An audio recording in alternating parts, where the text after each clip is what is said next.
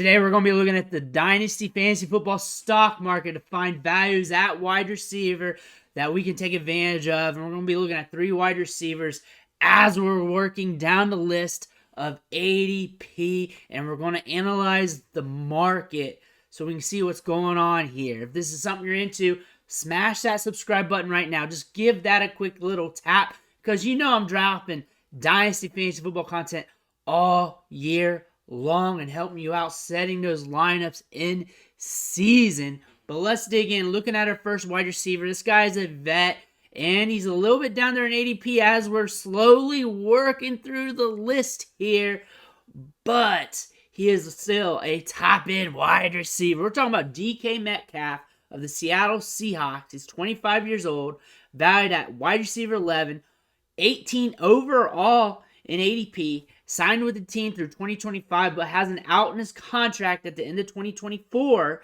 Had 3 wide receiver 1 weeks last year, 6 wide receiver 2 games, 13.7 points per game last year, with 26.7 being the high, 1.3 being the low, a 25% target share, over 1,400 air yards, which ranked 10th in the league among pass catchers. He also had a 36% share of the team's passing air yards. He caught 87 balls for just over 1,000 yards and 6 touchdowns. Going to the trade analyzer to look at his value in 1 QB leagues, he's valued more than the 102, but less than the 101. So basically about a 102 and a mid-second is what the calculator is saying with this.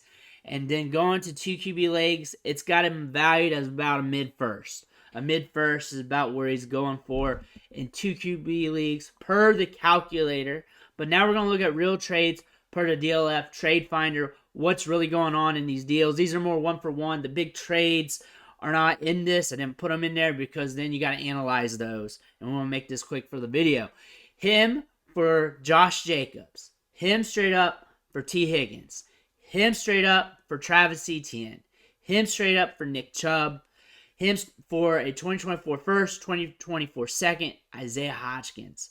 Him for 2 or 3, Allen Lazard in a first. So he's still expensive. You're going to see people pivot, trade for him, trade away. He is a wide receiver. Wide receivers hold value. People want to load up at wide receivers. It's more predictable from year to year to year to year. He's a guy that you can probably get cheaper than some of the top-end wide receivers. But again, you look at the numbers here, they are a little volatile. He is a volatile wide receiver with some top-end production. Things could trend up. Things could stay the same. But again, he's going to be an expensive asset to get. And on some of these trades, you see some people overpaying T. Higgins for him. You're also seeing some people transfer away from the running backs. Nick Chubb, as he's an older running back. Travis Etienne, still a young guy. But again, trying to pivot away from those running backs and get into that wide receiver pool. That's something you kind of see. Same with Josh Jacobs. You kind of see that. That makes sense. So with him being a wide receiver, perceived longevity, because that's not always the case. You're going to see that with the value. You're going to see that with the trend lines. You're also seeing some people undersell at 2 or 3 as well, not maximizing the value. But again, he's going to be a little bit expensive. But as we're working down the list in ADP, that top-end wide receivers are going to start to get a shade cheaper as we start doing this. Again, just 25 years old. One thing is, gets a good target share at 25%, gets 36% share of the air yards. This team's indicating that they're going to want to run the ball as they drafted Zach Charbonnet, Kenny McIntosh, and then drafted Walker last year. So they got a lot of assets wrapped up in the running back position, indicating they want to use them, but they also drafted Jackson Smith-Njigba. This should be still a good landing spot for a wide receiver here for DK Metcalf on your Dynasty team. He gets air yards. He's going to have those pop-off weeks, those blow-off top games. If you're interested in a boom-bust wide receiver, because he does have bust games, that's something for you. And again, once you get out of those top guys, you're going to have to start making your decisions, planting your flags on what you really want. But again, you're getting a 25% target share. His target share should remain in the 20s, even with Jackson Smith-Njigba. If he hits his upside, he should be in the 20s. 25% seems about right. Air yards should be up there on a week-to-week basis, so just connecting on some of those deep targets is going to be huge for him. So volume and air yards is very important, and that's what we chase in season for fantasy production. This next wide receiver is on a new team. Has been very disappointing these last few years. Has shown some upside as well. But all in all, not living up to the return on investment, and it has been a slow or a fast dip, and that depends on your perspective on him, and that's Juju SmithSchuster of the Patriots, formerly of the Chiefs, formerly of the Steelers, 26 years old, so we're starting to get up there. It's been a slow ride. Wide receiver 53, 116 overall. You can say he's cheaper on the market. He signed to a 3-year deal with the Patriots with an out at the end of 2024. So it could be just a 2-year deal if you look at it that way. 4 wide receiver 1 weeks last year. 1 wide receiver 2 weeks. 12 points per game. 8 games under 10 fantasy points. It was either feast or famine with Mahomes. Had an 18% target share. 718 air yards. So he was used in the short passing game. 48 air yards per game, which is very bad signal here. So you need a lot of yak to be able to hold that down, but he averaged 5.97 yards after the catch per reception. Not good, not a good look. So with the Patriots, he needs to be in position to get a lot of volume. Also in line to get yak, the yards after the catch. He needs to be able to make that happen for him to increase his productivity. Target share needs to increase. Yak needs to increase. Air yards definitely needs to increase for him to be productive. Trade analyzer here. Going to the calculator. He's valued as a mid-second in all formats. 2 QB, Superflex, 1 QB. So going to the trade finder, seeing what the real trades are saying. Trey Lance, 1 QB league, straight up for him. Jalen Hyatt, straight up. So more like an early third. Keenan Allen, straight up. Desmond Ridder in 2 QB. 402, someone just unloading. He's not a liquid asset on the market. There's not many trades when you look through the list. I can tell. Sometimes with some of these players, there's just a lot of trades there of him. Usually he has to be packaged in a deal for you to get it done. You're seeing this with the 402. That's a sign of that. When players are getting sold very cheap and there's not many trades, that just means or an indicator that they're not very liquid. They're hard to deal. It's hard to get the right price, or sometimes you just got to eat the cost.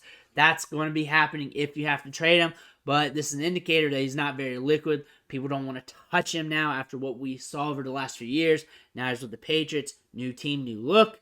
Things could turn around, but the odds are not very likely, but that is a player that you can get on the cheap that you can speculate on. A mid-second might be a little bit pricey for a lot of people, especially some of these trades are paying a little bit cheaper.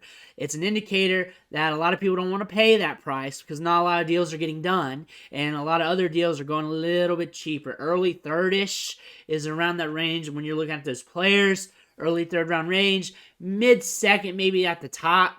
Probably working your way down. 402 is a little low.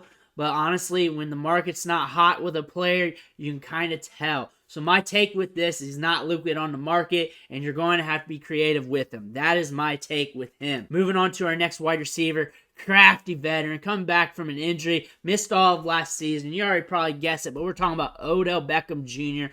with the Ravens. He's 30 years old, wide receiver 63, 142 overall. Didn't play last year, but might have been a smart decision considering he's an older wide receiver, an older veteran, come back from a major injury. Flirted with a lot of teams, but it just didn't happen.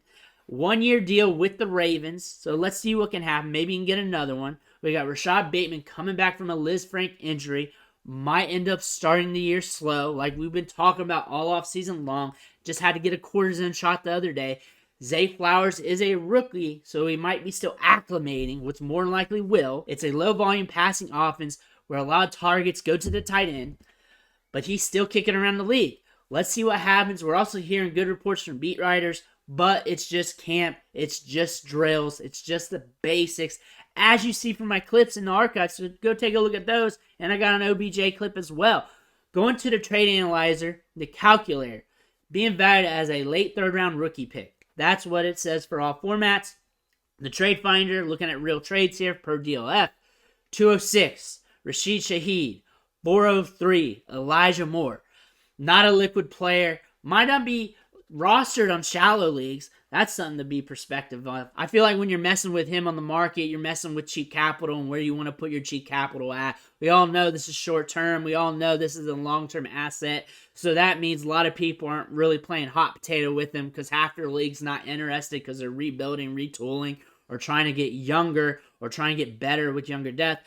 Win now teams might be interested, but the thing about this, it's hard to speculate here because we know this is a low volume passing offense that a lot of targets go to the tight end, making him very volatile if he does end up being the wide receiver one on this team due to attrition, or if Zay Flowers isn't kicking it up to speed and it might take him a few weeks, that might happen. But also a lot of other things in line. What if Rashad Bateman comes back to full health? Maybe like week 3, week 4, he starts showing himself. What if Zay Flowers is ahead of schedule for his rookie development? You can't pull that out. He's a first rounder, has shown some good tape when it comes to nuances. So that's all in the cards. Very risky business when you're dealing for picks here, even with 4th rounders, 3rd rounders, because that's still capital. And the goal here with those is try to get a guy at the end of your bench that you could still flip. If Odell Beckham hits, what are you really going to deal him for? What's the upside here? What's the upside on the market? Or are you just going to enjoy the production?